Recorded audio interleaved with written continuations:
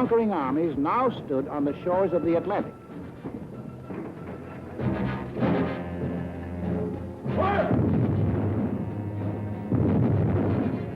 The danger was suddenly close. Countries conquered by the Nazis had possessions outside of Europe. Some of these possessions are in America. Would the Nazis demand the French naval units at Martinique?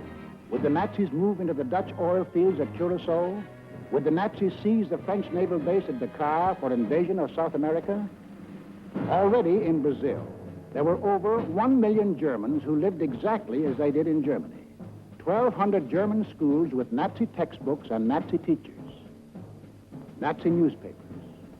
Hermann Goering glider clubs had been established. Also in Brazil, there were 260,000 Japanese taking orders from Japan. In Ecuador, within easy bombing range of the Panama Canal, German airlines had been established. German pilots were reserve officers of the Luftwaffe. The German transport planes had bomb racks already built in. In Argentina, German athletic clubs similar to the Hitler Youth Movement had been organized exclusively for Germans. Here was a fifth column ready to take over. In Havana, we met with 20 other American republics.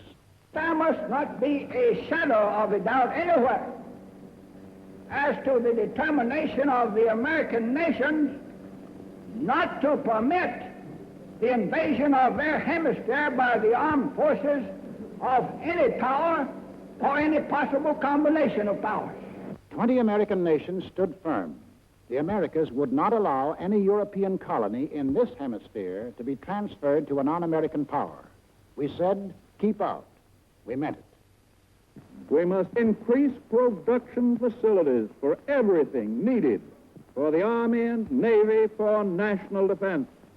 I believe that this nation should plan at this time a program that will provide us with 50,000 military and naval planes.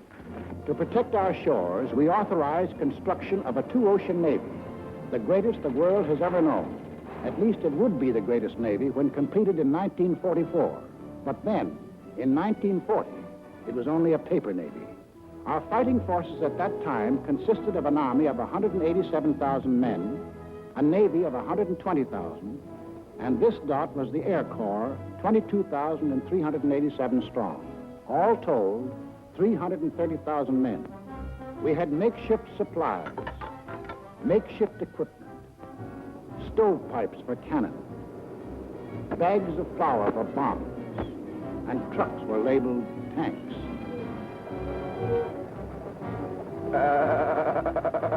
Our infantry had exactly 488 machine guns. We possessed 235 pieces of field artillery, 10 light and 18 medium tanks. That was the Army of the United States in May 1940, the month in which the Nazis overran France.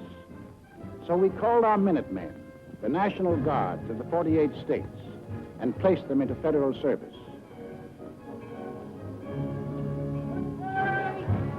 And most important, Congress passed the Selective Service Act. For the first time in our history, we began mobilizing an army while still at peace. The first number is serial number 158. This is the Army, Mr. Jones. No private room for telephone. You had your breakfast in there before, but you won't have it there anymore. The second number, which has just been drawn, is 192. This is the Army, Mr. Green. We like the barracks nice and clean. You had a housemaid to clean your floor, but she won't help you out anymore. Throughout the Buford command, they're in the Army and out in a band. This is the Army, Mr. Brown. You and your lady went to town. She had you worried, but this is warm, and she won't worry you anymore. Warm on, so she won't worry you anymore.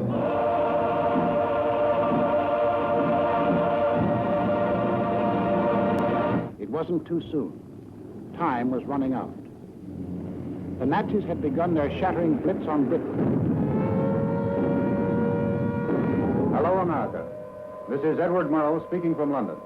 There were more German planes over the coast of Britain today than at any time since the war began. Anti-aircraft guns were in action along the southeast coast today.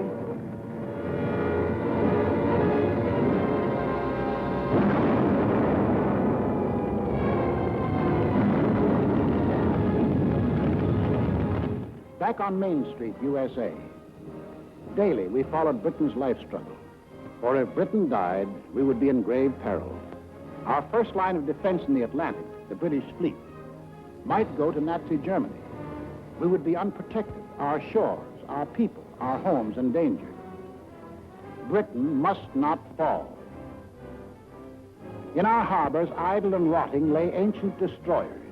They had been built for World War I, but this was World War II, and this gave us an idea.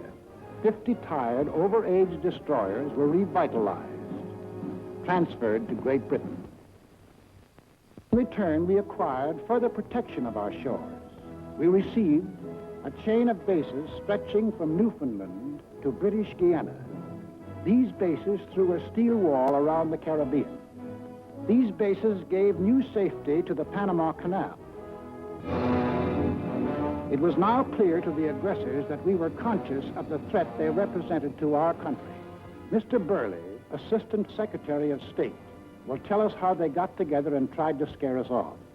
From 1936 on, it became increasingly clear to the world that Germany, Italy, and Japan were pursuing a common pattern of aggression, both in Europe and in the Far East.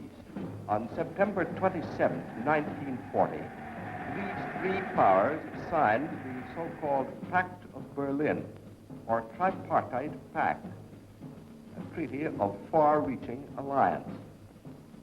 By that treaty, it was provided that the three countries would assist one another with all political, economic, and military means when one of the powers was attacked, note particularly the use of the word attacked, by a power not then involved in the European War or in the Chinese-Japanese conflict.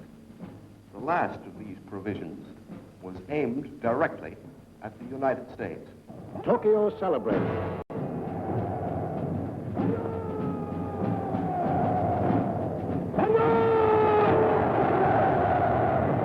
Rome cheered.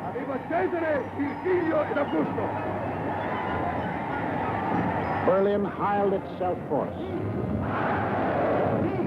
It was clear now that the three Axis countries definitely stood against us. More anxious than ever, we watched the life and death struggle for the possession of the skies over Britain.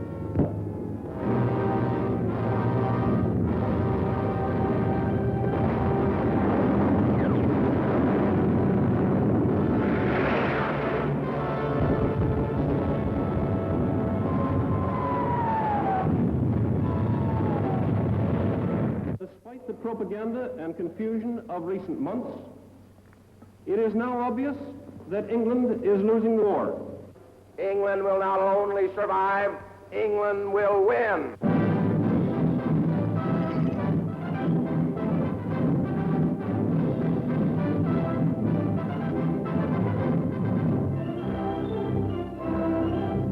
So, when we were asked, should we keep out of war or aid Britain even at the risk of war?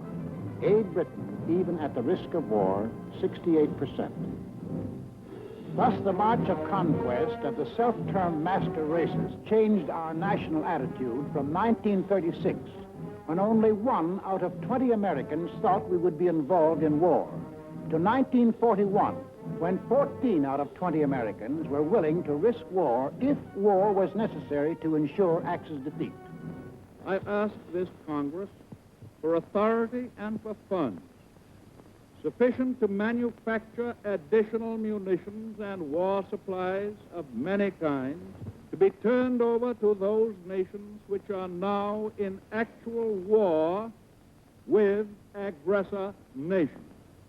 Our most useful and immediate role is to act as an arsenal for them as well as for ourselves. We shall send in ever-increasing numbers ships, planes, tanks, guns. That is our purpose and our pledge. By an overwhelming majority, Congress passed Lend-Lease, Bill number 1776, another declaration of independence. Independence from tyranny, 1941 style. On April 6, 1941, the Nazi juggernaut overran into Yugoslavia and Greece. On June the 22nd, 1941, the success-crazy Nazis took their longest step toward world conquest. Without any declaration of war, they blitzed into Russia.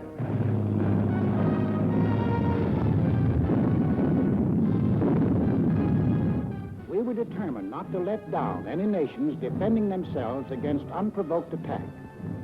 So we extended Lend-Lease to these new victims. Now, the Lend-Lease products of our factories were being unloaded in the bombed ports of Great Britain, at the Red Sea ports for the British in Africa. Lend-Lease was being hauled over the Burma Road to China.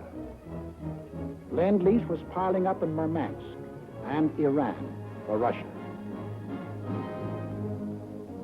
Why did we supply war materials to the countries defending themselves against Axis aggression?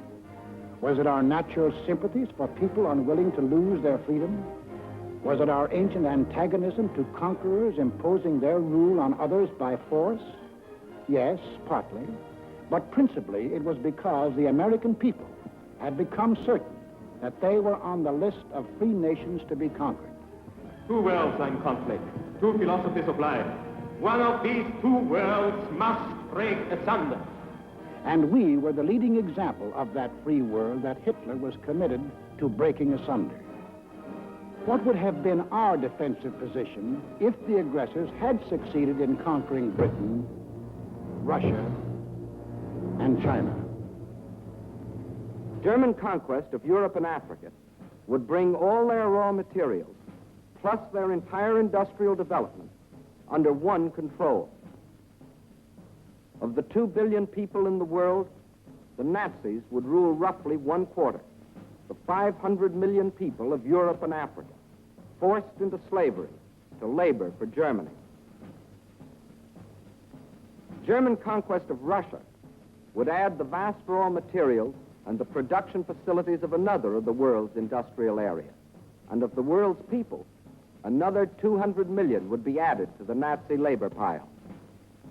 Japanese conquest of the Orient would pour into their factory the almost unlimited resources of that area. And of the peoples of the earth, 1,000 million would come under their rule, slaves for their industrial machines. We in North and South America would be left with the raw materials of 3/10 of the Earth's surface against the Axis with the resources of 7/10. We would have one industrial region against their 3 industrial regions. We would have 1/8 of the world's population against their 7/8. If we, together with the other nations of North and South America, could mobilize 30 million fully equipped men, the Axis could mobilize 200 million. Thus, an Axis victory in Europe and Asia would leave us alone and virtually surrounded, facing enemies 10 times stronger than ourselves. These are the reasons that led us, the American people, to change the Neutrality Act,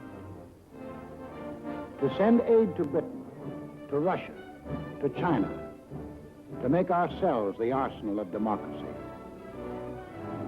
These are the reasons why now the first American troops set forth into the Atlantic to occupy new bases in Greenland and Iceland with the consent of their local governments. In our hands, bases of defense. In Nazi hands, bases of...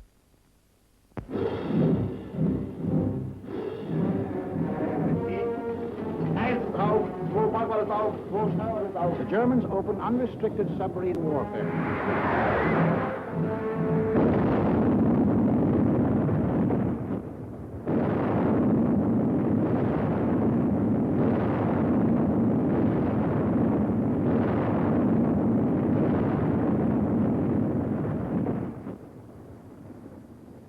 If today our Navy should make secure the seas for the delivery of our munitions to Great Britain, it will render as great a service to our country and to the preservation of American freedom as it has ever rendered in all its glorious history.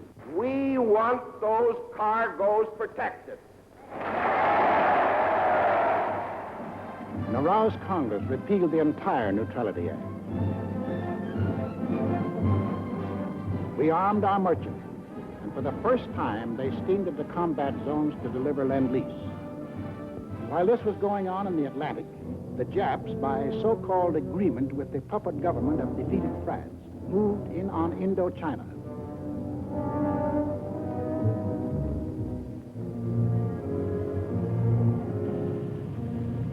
There were now only two threats to their plan for conquest of Greater East Asia. First was their northern neighbor, Russia, the only military power within striking distance of Japan. The Nazis were taking care of Russia. The second threat to Japanese conquest was us. Japanese southward expansion was too dangerous to attempt with our bases still standing in the Philippines and our supply lines open to Wake, to Midway, and to Hawaii. We were in their way. We had to be removed. But in the Japanese way. Off to Washington went Special Ambassador Curaçao on what the Japs said was a mission of peace, but carefully synchronized with his departure was the departure of a Jap task force under sealed orders, not on a mission of peace. On November 14th, Mr. Curaçao arrived in San Francisco, smiling his toothy smile as he sang the old song of Japanese friendship. The Japanese were a peace-loving people. Their whole policy was devoted to the establishment of permanent peace in Asia. Our aid to China was delaying the establishment of that peace. Our refusal to sell them oil and scrap was interfering with the establishment of that peace. Our objections to their taking over the East Indies, Greater East Asia, was an interruption in the establishment of that peace. All they wanted was peace. On November 17th, Mr. Curaçao and Japanese Ambassador Nomura were received by the President in the presence of the Secretary of State, Cordell Hull. It very quickly became clear that the Japanese had brought no new proposals and that the Japanese intended to continue their campaign to conquer China and all East Asia. However, on November 26th, our Secretary of State presented the Japanese with the basis for peaceful agreement between the two nations. The proposal was forwarded to Tokyo. The Japs had to stall for time, but only a short time. The task force was nearing its goal. Sunday, December 7th, 1941.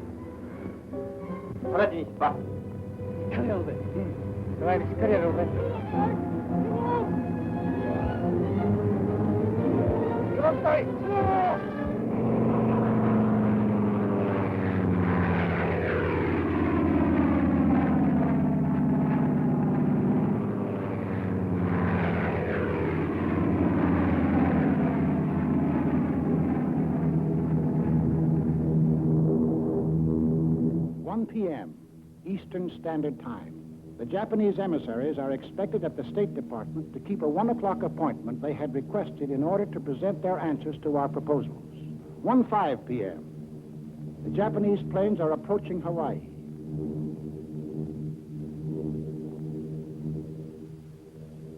1:10 p.m.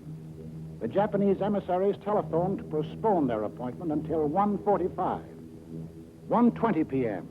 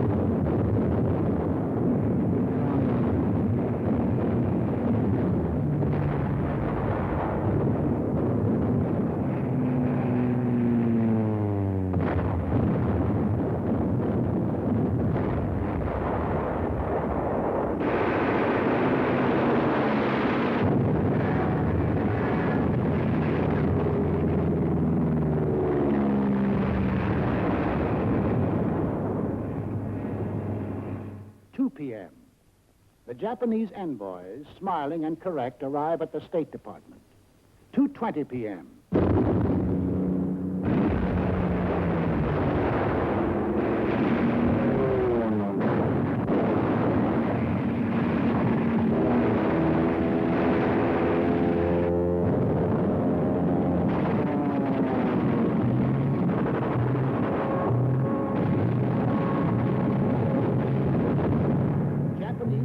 Had been sowing death and destruction for an hour on American outposts in the Pacific when the Japanese envoys presented a memorandum to Mr. Hull. Here is the memorandum presented to me. As you can see, it is quite a lengthy document.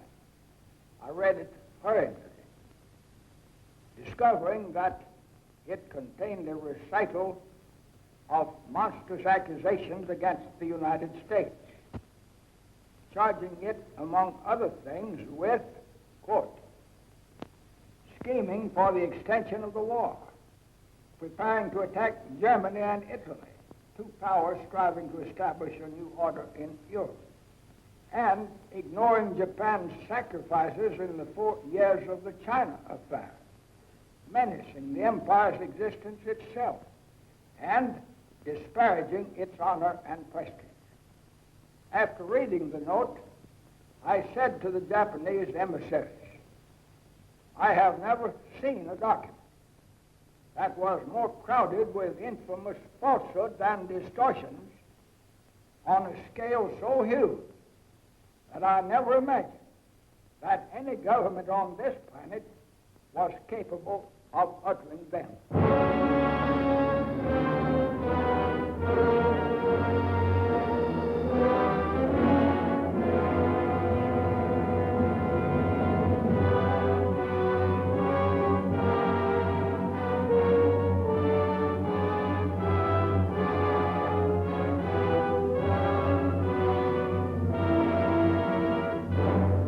I ask that the Congress declare that since the unprovoked and dastardly attack by Japan on Sunday, December 7, 1941, a state of war has existed between the United States and the Japanese Empire.